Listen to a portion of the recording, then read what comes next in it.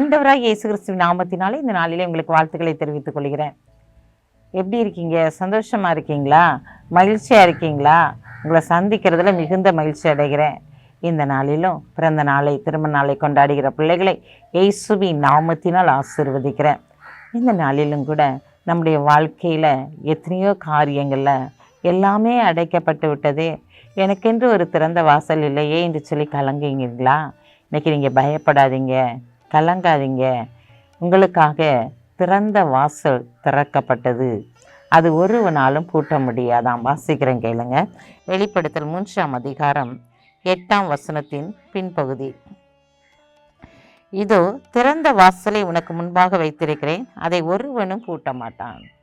திறந்த வாசலை உனக்கு முன்பாக வைத்திருக்கிறேன், அதை ஒருவனும் பூட்ட மாட்டான். ஆண்டவர் இன்னைக்கு உங்களை பார்த்து சொல்றாரு, இதோ திறந்த வாசல் உனக்கு முன்பாக வைக்கப்பட்டது, அதை ஒருவனும் பூட்ட முடியாது.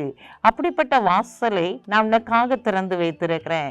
ஏன்னா நீங்க கர்த்தருடைய வார்த்தையை நம்பி அவருடைய வசனத்தை நீங்க கை கொண்ட படியினால இந்த நாளுக்கு அடைப்பட்டது போன்று தோன்றிய எல்லா காரியங்களும் ஒரு திறந்த வாசலாக உங்களுக்கு காணப்பட போகிறது. எந்தெந்த வாசல் அடைக்கப்பட்டு இருக்கிறதோ அத்தனை வாசலையும் தேவன் உங்களுக்காக திறக்க போகிறார். அந்த திறந்த வாசலை ஒருவனும் பூட்டவோ திறக்கவோ முடியாது. அப்படிப்பட்ட வாசல் உங்களுக்காக இந்த நாளிலே திறக்கப்பட்டு இருக்கிறது. ஆம் பிரியமானவர்களே, என் பிள்ளையுடைய வாழ்க்கையில ஒரு திறந்த வாசல் இல்லைன்னு சொல்லி யோசிக்கிறீங்களா?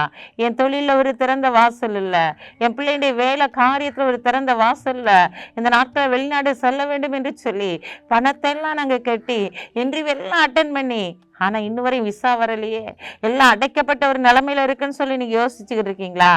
ஆண்டவர் இன்றைக்கு உங்களை பார்த்து சொல்றாரு, இது திறந்த வாசலை நான் உனக்கு முன்பாய் வைத்திருக்கிறேன். அந்த வாசல் திறக்கப்பட்டாயிற்று, அதனால ஒருவன் அதை என்ன செய்ய முடியாது, பூட்ட முடியாது. அப்படிப்பட்ட ஆசீர்வாதத்தினால் ஆண்டவர் இந்த நாளை உங்களை நிரப்பி ஆளுகை செய்து நடத்த போகிறார். கண்களை மூடி ஜெபிப்போம். அன்புள்ள ஆண்டவரே, இந்த நாளுக்காக உமக்கு நன்றி செலுத்துறையா. இந்த நாளிலும் கூட தகப்பனையும் துதிக்கிற சுத்திரிக்கிறையா. உடைய பிள்ளைகளுக்கு முன்பாக ஒரு திறந்த வாசல் திறக்கப்பட்டது ஆண்டவரே.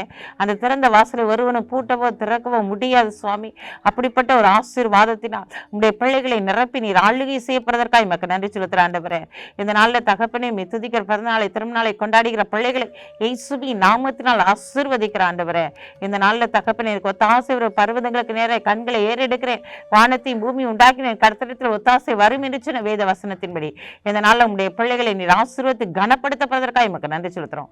பொறுப்படுத்திக் கொள்ளுங்க, ஆசீர்வதிங்க. இயேசுவின் நாமத்தில் ஜெபிக்கிற நல்ல பிதாவே, ஆமென்.